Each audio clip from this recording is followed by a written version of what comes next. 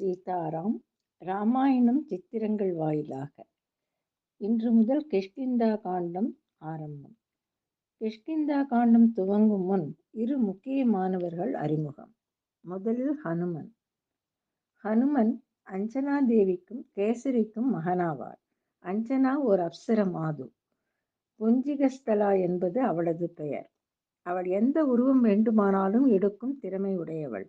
ஒரு நாள் ஒரு ஸ்திரீ உருவில் நல்ல வஸ்திரங்கள் அணிந்து கணவனை நமஸ்கரித்த பின் ஒரு மலையை அடைந்தாள். அங்கு வாயு பகவான் அவளை ஆலிங்கனம் செய்து அவளுக்கு அவர் அம்சமாக ஒரு புத்திரன் பிறப்பான் என அருளினார்.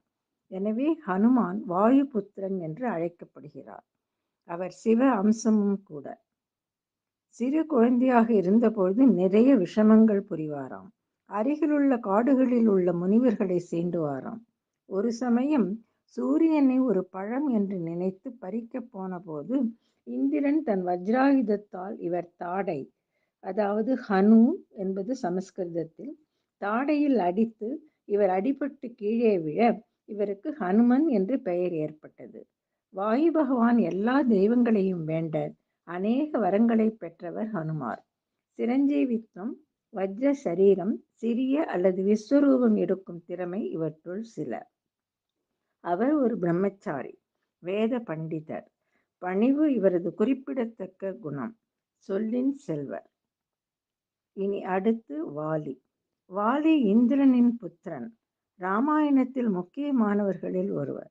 மிக்க பராக்கிரமம் உடையவன். ஒரு நாளில் 4 திசைகளிலும் பறந்து 4 சமுத்திரங்களிலும் நித்திய கர்மாக்கள் செய்யும் வல்லமை படைத்தவன். இந்திரனிடமிருந்து ஒரு விசேஷ மாலையை பெற்றவன். யார் இவனுடன் போரிட்டாலும் எதிரியின் பலத்தில் பாதி இவனை வந்து அடையும் என்பதே அந்த மாலையின் மகத்துவம். சீதாராம்.